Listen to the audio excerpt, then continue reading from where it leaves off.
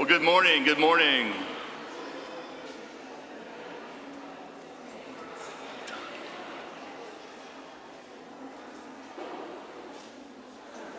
All right, we are very pleased to welcome Father David Endres this morning.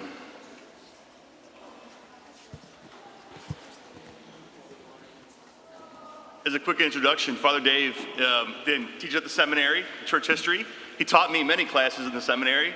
Please don't ask him what I got in terms of grades. So, but we thank him for being here this morning. It's from his book about Franciscans in America, and it'll be on sale afterwards as well. So we please thank Father Dave for being here this morning.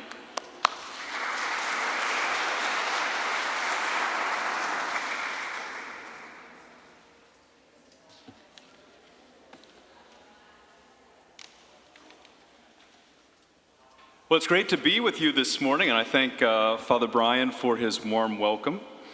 As we begin this event today, I want to provide a little bit of an introduction as to why I'm here. So why, as a diocesan priest, not a Franciscan, speaking about Franciscans and Franciscan history? And the reason is this has been one of the things that I've studied, especially the last about 7-8 years. Is a study of Franciscan parishes in particular and the roles of the friars and sisters in the United States. And so that's why I'm here. I've done lots of trips all over the country visiting Franciscan parishes and archives and different ministries. And one time when I had a guest room at actually was a Franciscan convent, I walked right up to my guest room door and I saw real big over top of the door, Father David Endres, OFM. So I felt a little bit bad that maybe I had come under false pretenses or something like that. But the reality is, a diocesan priest, teach church history, but this is an academic interest and something that I've spent a lot of time researching, which is the history of Franciscanism, in particular parishes. And so St. Francis, as a parish founded by the Franciscans 50 years ago, certainly fits in the context of the kinds of things that I'm studying. So today's goal is to talk a little bit about how the Franciscans got here, how they decided what to do when they got here, and then a little bit on Franciscan parishes and what makes a parish truly Franciscan. So we'll talk a little bit about the charisms of being a Franciscan. And so as we look at this topic together, the Franciscans, we can ask ourselves, how did they get here and when did they get here? Well, as you probably know, they have a very long history in the New World, which is that they were among the very first missionaries to come to what becomes the United States. And they are chiefly in the American Southwest, so places like California and Arizona and New Mexico. You know, the kind of romanticized images in your mind maybe of the missions to the Native Americans. But the story that I really begin with in my research is the European Franciscans who came to the East Coast and then eventually to the Midwest. And so they come as European immigrants to minister largely to other European immigrants. And the beginnings of these friars in the United States were really not well coordinated. So you have to picture one or two guys coming over and then eventually groups coming over as well. And so far as we can tell, the first one who really made it over here was Father Zachary Kuntz. Father Kuntz was kind of a freelancer, a German-speaking Hungarian friar who came to New York City in 1840. And he helped found a parish, also named Francis of Assisi, just like we are here. And it's located on some great real estate. Maybe not great real estate in 1840, but fantastic real estate in 2019. It's actually in the middle of Manhattan. So he chose pretty well for his parish location, and it's still a Franciscan parish to this day. Other Franciscans followed. There was a group of Polish Franciscans who went to the Diocese of Galveston, Texas. But they didn't really find Texas to their liking. Too many rattlesnakes, too much heat, not enough water. And so after a few years, they decided to relocate to Syracuse, New York. I can only imagine that summers in Texas had to be really, really bad to choose winters in upstate New York. But that's what they did. They found a new location to minister to Germans and Polish in upstate New York. And so the experience of Franciscans in this country is really not one linear story, but actually many different stories, some of which overlap with one another. So now let's turn to our neck of the woods. Let's turn to Southwest Ohio. The Franciscans were also very early in this area as well. So around the same time that Father Zachary Kuntz was over in New York City, Cincinnati had a lone Franciscan, Father Francis Louis Huber, who came by himself to minister at the request of the bishop to all of these rapidly increasing German immigrants. And so he comes to Cincinnati and is immediately tasked with pastoring the only German church in town, which was then known as Holy Trinity. You would think that the Germans would have been very happy to have a German-speaking friar to minister to them. They were not. It was trouble from the beginning. And the problem was that Father Huber was Bavarian, which is to say he was from the southern part of Germany.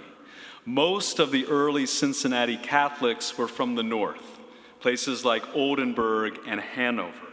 And so because of the Low German versus High German kind of dialect, they found him difficult to understand. They found his culture and his way of life different from theirs. And so this was apparently a deal breaker. It was so bad that the lay trustees of the parish petitioned for his removal. They then changed the locks on the church and the rectory, and then when he tried to break into his own rectory, they called the police. True story. So a very frustrated Father Huber, the first Franciscan in Cincinnati, returned to Europe to minister to hopefully a more appreciative flock. So that was the first episode, if you want to call it, in Cincinnati Franciscan history. The next stage, though, is a little bit more positive.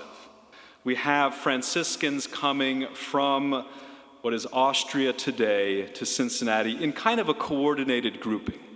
So it's not just one, but actually there's about 5 or 6, and then eventually I think about 30 or 40 who come. And they begin arriving in 1844. And so the real foundation for what becomes the St. John the Baptist province of Franciscans, which is the province that ministered here at St. Francis and formed your parish, they have their beginning in 1844 when they begin to come to Cincinnati to minister to the Germans.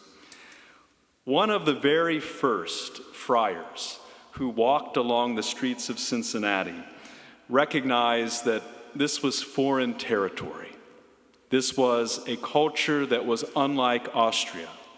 It was a culture which did not always respect Catholics and certainly didn't welcome what they thought of as monks. The friars were thought of as monks.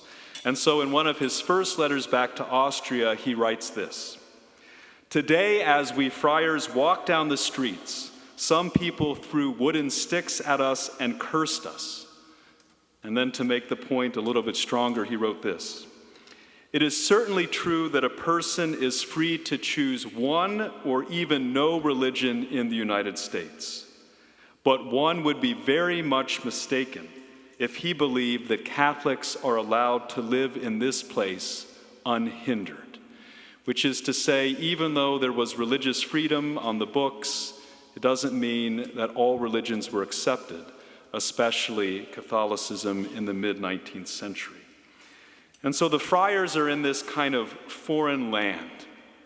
One of the friars even wrote back to his superior, and he signed it something like, "In the land of the infidels." That's truly how they experienced it, a foreign land. But the friars were welcomed here, at least in some ways, in a warm way. They received a warm reception. And that was especially by very needy bishops.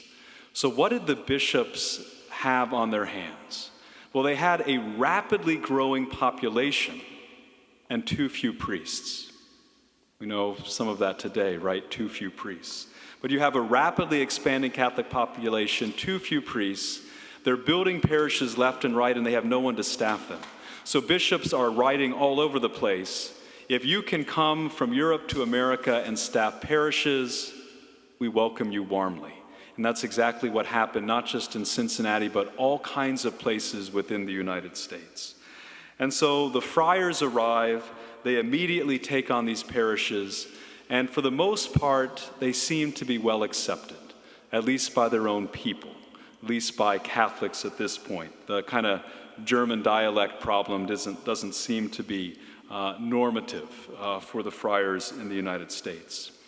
And not only are they serving as pastors in a variety of places, not just to Germans, but also Polish and Italian and other groups, they are also serving as teachers and chaplains. And they are beginning to try to form the Franciscan way of life here in the United States, St. Francis in America, as we could call it. But they're receiving some kind of tensions within their own life, if you will, or experiencing tensions within their own life, which is to say that the rule of St. Francis is not always easy to be followed here in the United States. So what do I mean? Well, one of the parts of the rule of St. Francis is that no friar was ever supposed to handle money. That's tough. You have to have some kind of intermediaries that do the handling for you in that case. Another aspect of the rule that was tough in America, never to ride on a horse, always to walk. That may have worked in the little towns of Europe, but here in this really extensive landscape of North America, that doesn't work so well. So they did get a few permissions to have their rule relaxed, and that's exactly what they experienced here in America. Another aspect, the idea of friars always living in communities together. Not always easy when you have all of these far-off parishes. At one time, Cincinnati Franciscans staffed parishes all the way up the river in what is today either the Diocese of Columbus or Steubenville, and all the way down the river towards Louisville. That was all supposed to be the same community of friars. You can imagine how infrequently they got to pray together. They got to recreate together and experience that true Franciscan fraternity. So these are some of the difficulties. We have parish priests, or those acting as parish priests, chaplains and teachers trying to do almost the impossible, which is to well serve an expanding church in which they're trying to find their place and be faithful to their own rule, their own way of life, their own charism. And so the chief discussion that occurs very early on is this question about, so what are we to do? Again, we already mentioned they became pastors and teachers and chaplains. But that wasn't their way of life in Europe. And that creates, again, a kind of tension. So even though we think of Franciscans as pastors, potentially, it really was not so in Europe. Nor were they so tied to church structures.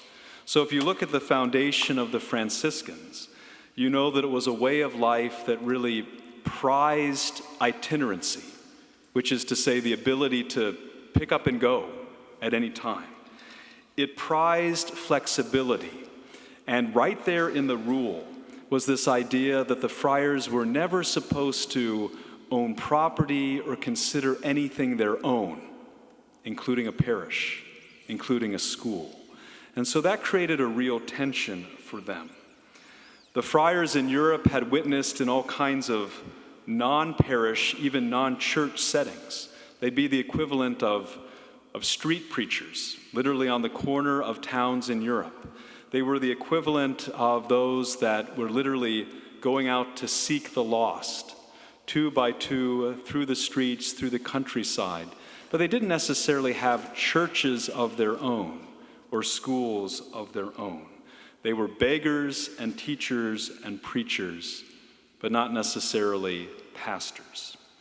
So as the first friars end up here, bishops are putting tremendous pressure on them to kind of domesticate, if you can use that term. And the idea was that if you want to be thought of as a priest in this country, what do you have to do? You have to take on a parish. And so increasingly they became parochialized, because when people thought of church, they thought of parish. And when people thought of priest, they thought of pastor. And that's kind of an American phenomena in some ways.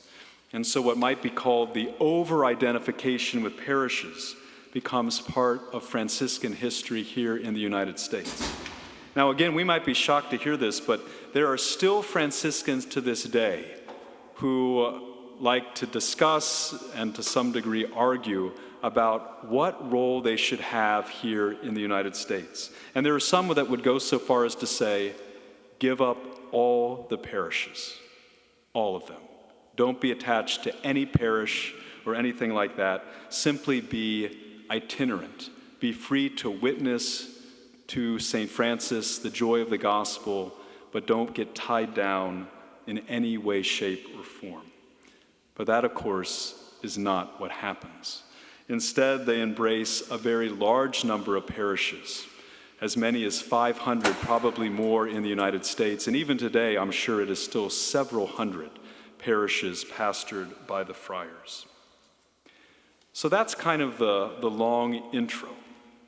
What I want to do next is talk a little bit about how these early parish commitments morph and change in the mid-20th century. And that's to try to give a little context for why St. Francis is St. Francis right here in Centerville, Bellbrook area. And this all has to do with the suburbs. You probably know a little bit of this story already. And so even though in the 19th and early 20th century we have the Franciscans largely in the ethnic neighborhoods, we see that begins to change by the 1940s and 50s into the 1960s. And that's because people move. And there's a tremendous demographic shift that occurs in the United States. So we have things like the baby boom right after World War II. We have the GI Bill that allows veterans to go to college. And so the first significant number of Catholics getting college degrees occurs. The construction of the interstate highway system. All of this occurs roughly around the same time, and it results in dramatic changes for the United States. And so this landscape means that the Franciscans' commitments are going to change as well. As I was kind of thinking about how did the friars become involved in this particular parish foundation in the late 1960s, and I think probably the easy answer is St. Leonard's. We see this in a variety of places, but as suburban communities were formed and we needed new parishes to then minister to those new suburban communities, a lot of times the dioceses looked to those who were already in place. And so down in Cincinnati, very close to St. Francis Seminary, which was the high school seminary, they founded a suburban parish, Corpus Christi. This parish, founded in 1969, located not very far from the Franciscans' College Seminary of St. Leonard's. And so we see as the urban parishes decline and the suburban parishes grow, the bishops look to the manpower and say, can you build me a parish? And that's exactly what happens here in this part of the South Dayton suburban environment. So how does this all occur? Well, you see that we have unprecedented movement of people to the suburbs. The suburban population probably triples between the end of World War II and 1970, from 20 million to 60 million. So people are on the move. And their education levels are increasing. Transportation is experiencing innovation, and a true middle class is forming. I'm sure that's part of the story here of St. Francis. And so those who moved to the suburbs did not usually join existing communities unless there were kind of rural parishes that became suburban, but they so often forged new communities. And so there were these new common bonds, not of ethnicity, like you'd have in the old neighborhood, or religion, where you'd have like only Catholics in a particular part of the city or of the county. But more often what brought suburbanites together were similar levels of income and education, and so often having young families, young children within the home. And so this new way of suburban life caused the church to say, well, we have to minister to them too. And it proved to be a very fertile ground for the explosion of churches. Just think about it. When were the churches formed here in South Dayton? Everything from Ascension, St. Charles, Incarnation, you name them. They all would fit within this broader suburban Catholic understanding. And so literally hundreds of millions of dollars are spent across the nation on new church constructions between the 50s and the 70s. And it's to meet this new reality of suburbia. Now, unlike the old churches in the city, which tended to embrace more of an ethnic identity, a devotional Catholicism, we might say, churches here in the suburbs, as you know also well, were functional. They were large churches, in many cases built for expanding congregations. They were not usually very ornate, not necessarily stained glass windows or a lot of color, but they were known as places with acres of parking. You know, think about the difference between a landlocked city church and then a suburban church. Acres of parking for everybody's new shiny automobiles with all of their kids packed in station wagons and vans and everything else. So that was the image, right? The image of the new parish, the new suburban parish. So the Franciscans very much jump on board, as I mentioned earlier, and they have lots of new parishes formed in the suburbs. So from Clawson Point, which is in the Bronx, which is a suburb of New York, to Bloomington, Minnesota, which is a suburb of Minneapolis, to Albuquerque, to Fort Wayne and Dayton and Cincinnati, there are Franciscan suburban parishes in each of those locations. And so the province of St. John the Baptist, based out of Cincinnati, which had really specialized in a few urban parishes, but lots of rural parishes in Illinois and Kansas and Louisiana and Arizona and New Mexico, they also begin to found some suburban parishes when asked, especially if those parishes were close to other ministerial commitments, like hospital chaplaincies or prison chaplaincies or schools.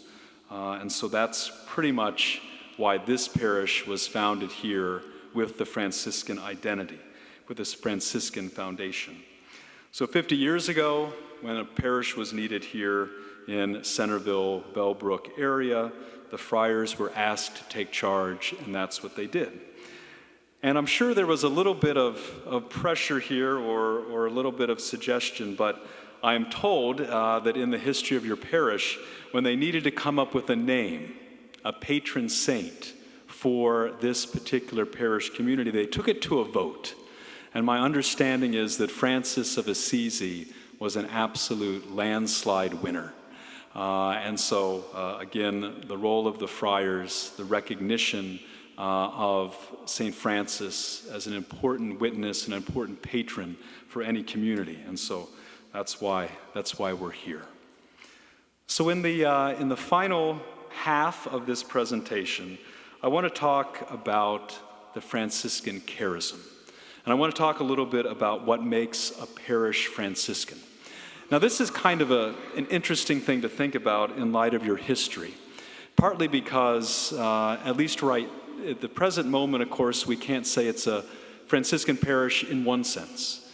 And we can't say it's a Franciscan parish in terms of a friar serving as pastor. But I think in other ways, it could be said to continue to imbue the spirit of St. Francis. And so as we look at each of these characteristics or traits, I want you to think about how this is lived out or how it's experienced here in this parish. That we're talking about some general things, but I'm sure they're lived out in a particular way in the way this parish has developed and grown and how it presently ministers to its people and to the larger community.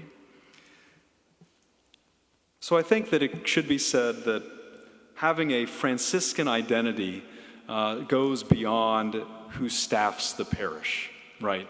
So whether there are friars and brothers in a friary on site who provide sacramental ministry, whether there are sisters or third order Franciscans who are involved in the parish, it's something more than that. It's more than just personnel. It's more than just the presence of a certain group of people. So it's possible, I would say, to remain Franciscan in some sense of the word, even after friars and sisters and others have moved on to other ministries. So I think that's where we fit in all of this right now, at this point in the history of St. Francis. So even though St. Francis never ever envisioned friars serving in parishes, their choice of ministries, even today, and how they go about those ministries does show an attentiveness, I think, to being Franciscan in the broadest sense of the term. And so to put it very succinctly, the Franciscan charism, and this was checked out, I did kind of check this out with some friars, I didn't just kind of do this myself. This includes a desire to be poor among the poor. That's part of Franciscanism. To foster fraternity and community, and have the friars' communal life and the Franciscans' communal life being part of the core of that, but then extending out beyond it. Thirdly, to be ministers of reconciliation and healing and peace. And then lastly, as kind of a summation of all of those, to serve where there is the greatest need, including on the margins of society. And we still see all of these things today. So to be poor among the poor, to foster fraternity and community, to be ministers of reconciliation, healing, and peace, and to serve where there is the greatest need. And I think this really encapsulates the entire history of St. Francis in America, the role of the Franciscans here in this country. So let's talk about each of these Franciscan descriptors. First, to be poor among the poor, or what the friars call minority. Not necessarily being a minority, but associating with the least among us. So this whole idea of being a friar minor, fratres minoris, means that you are associating with the least and ministering to those that have need. Now that could be material poverty. It also could be other forms of poverty as well. In St. Francis's own life, there was a strong call to live among those whose society felt had little value, who were looked down upon. So the sick, the leper, the impoverished person, the beggar on the street. This is what helps inform the Franciscan vision.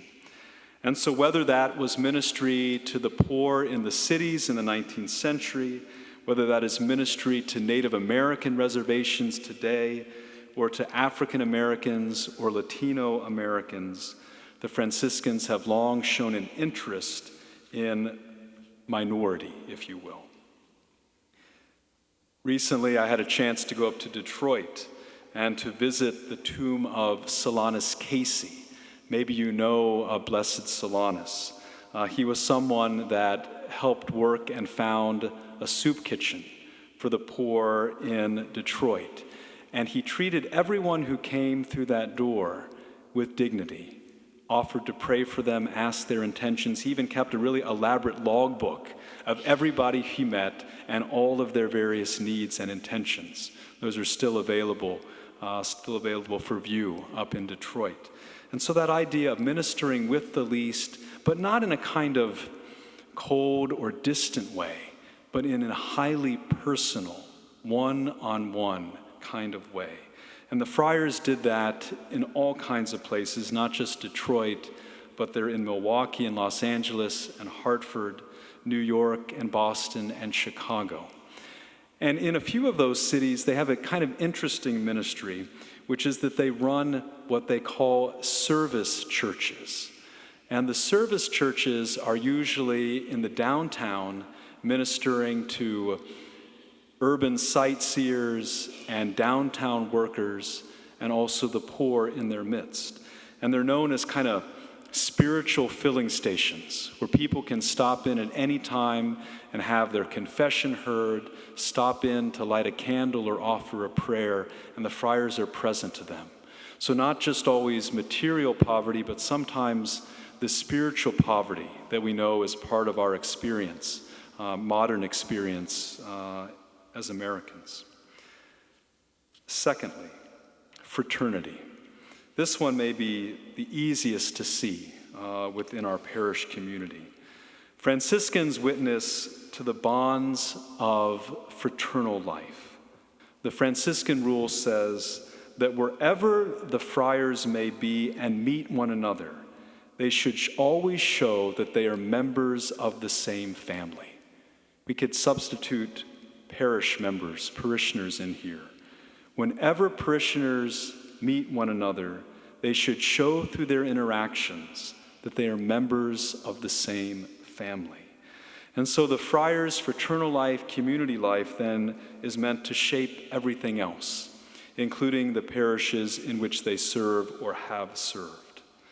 That comes out of a life of prayer, rooted in the Eucharistic communion. That should be the basis for all communion, according to the Franciscan understanding. And so we have the friars who then collaborate with laity, with women religious, even with non-Catholics, to show that building up of true fraternity and community. One of the modern examples that I very much like actually is in Chicago. There's kind of a new and experimental group of Franciscans called the Franciscans of the Eucharist, men and women ministering together in the same location, trying to foster community and bring Christ to that particular area of South Chicago.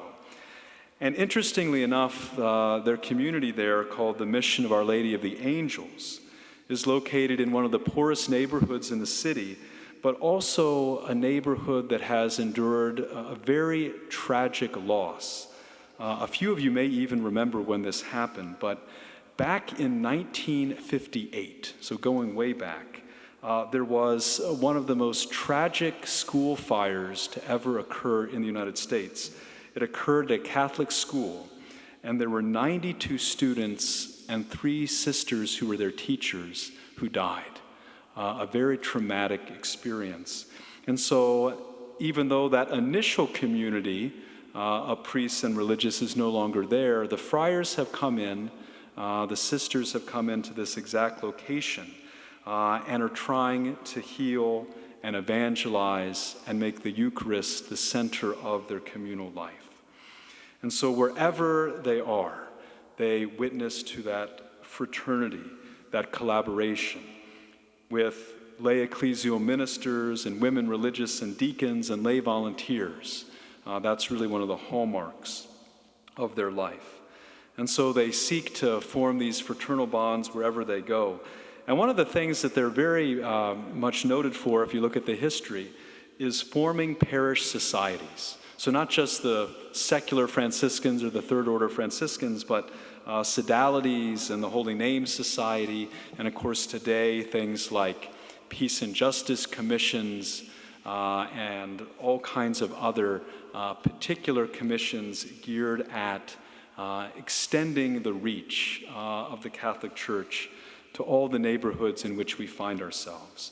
And so they're likely to be involved within Franciscan parishes. There's likely involvement in wonderful liturgical ministries and music ministries, social action and outreach commissions, things like the sale of fair trade goods and adult faith formation, home-based communities, and of course the annual blessing of pets on or near the feast of St. Francis. I don't know if you have that here, but many parishes that have the Franciscan identity do.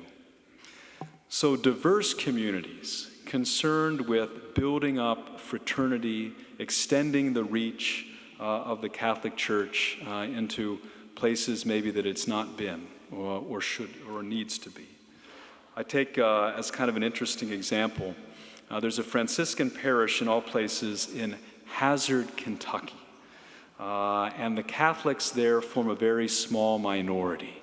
And so the friars that are sent there have to build bridges with primarily Protestant neighbors, and they do so valiantly, providing assistance across racial, ethnic, and religious boundaries, with the idea that, as St. Francis taught, we're all ultimately of the same family.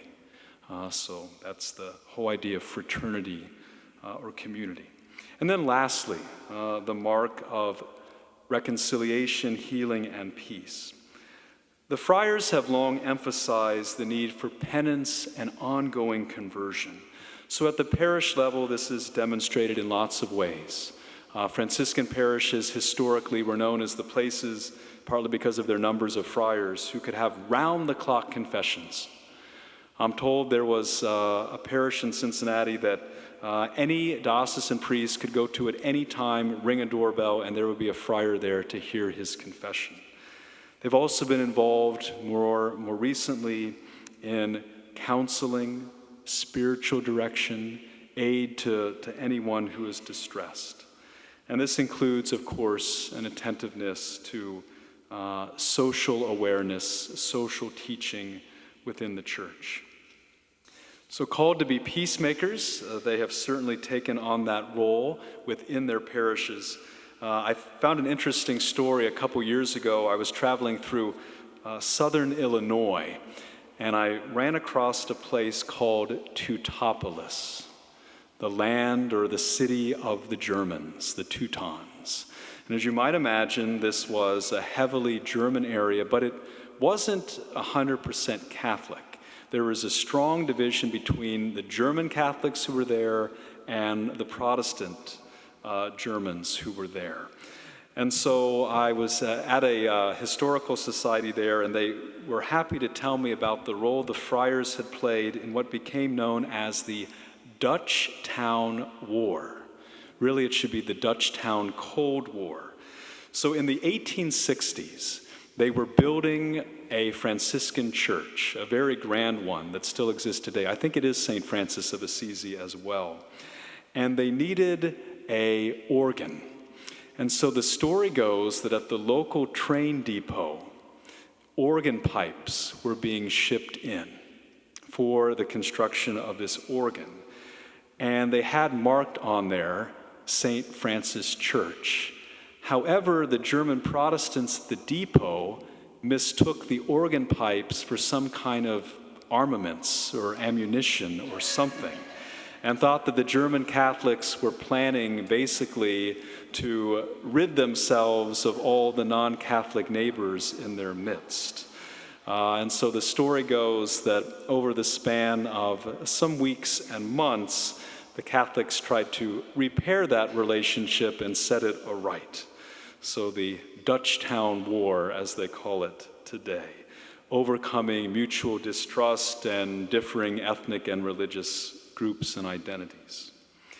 Much more recently, in the neighborhood of Los Angeles known as Watts, the Capuchin Franciscan friars had to have the task of healing that community after race riots occurred in 1965 and 1992, very famous riots that I'm sure are known to you all, the Watts riots.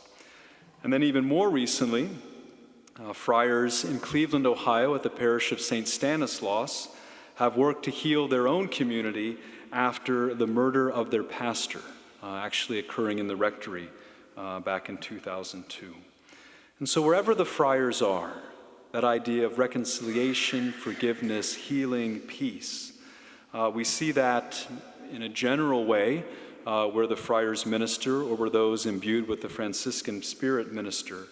to those on the death penalty, or those who are working to end the death penalty, those on death row, supporting victims of violence, but also supporting, in some cases, the human dignity of the offenders themselves. The friars have also been on the forefront of helping victims of the clergy abuse crisis by facilitating resources for healing and recovery. In the midst of parish life, an attentiveness by those imbued with the Franciscan spirit to ministering to the separated and divorced, those that might have any kind of division within their family life or within their relationships. And so where does this leave us in our final minute here? Well, I can ask the question, I think, has all this been successful? Has all this been worthwhile? What might be called the Franciscan parish experiment in the United States. And I think we should say that it has been. There are hundreds and hundreds, over 500 parishes that had been pastored by the friars. And even though there was concern about them being tied down in this country, tied down and not being able to live out their Franciscan charism, I think they found very creative ways to live out that charism in the midst of parish life, in the midst of church and parochial settings. And so even though even today European Franciscans look at what happens here in America and say, well, isn't that odd? It's a strange way of being a friar, a strange way of being a Franciscan. I think we can say that it has been positive. It has been a success in many ways. And so we know today, as kind of a little footnote, that the number of friars, as with many other dioceses and religious communities, is in decline. And the friars are actually working right now to go from 6 provinces to 1. So it means that in 2022 or 2023, there will no longer be a province of St. John the Baptist in Cincinnati. There will simply be one new American province at a new city, a new location altogether. But even in the midst of that, in the midst of those changes and the fact that the friars have handed over many of their churches to diocesan priests or other religious communities, still we could say something remains. Something is still here that is Franciscan. So this parish work, this work that they began, continues on in some way through us, through the people that are left behind. I often like to think of the fact that parishes are like people. They have personalities. Every parish is a little bit different. And so here, since 2002, St. Francis has been staffed by diocesan priests, now your second diocesan pastor in Father Brian Phelps. But what remains from those first pastors and catechists and lay leaders and other parishioners is at least in part what the friars bequeathed to them. And I think that brings us in a nice way to today. Each and every one of us here is called to carry on what we have received. That whole idea of tradition, lowercase t. And then we're then tasked with taking that and extending it on to those who come after us. So being Franciscan, in the many and varied ways that we can speak of being Franciscan, is part of our legacy. It's part of this community's legacy. And our goal here, and in the thousands of other places that Franciscans have lived and ministered in this country, is to continue to extend the spirit of St. Francis here in America. Thank you.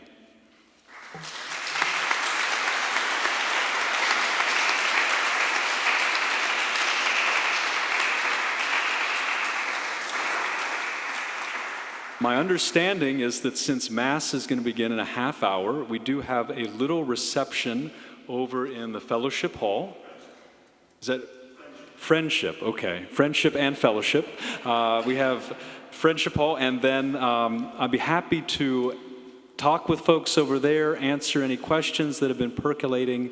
I also have a few copies of the book that I wrote on the history of Franciscan parish life in this country. Some of this was drawn from the conclusion, but there's lots of other stories of Franciscan parishes in Cincinnati and other places, and you'd be welcome to purchase a copy at less than you could get it on Amazon, I assure you. So, thank you, everyone. God bless. Hope to see you in a moment.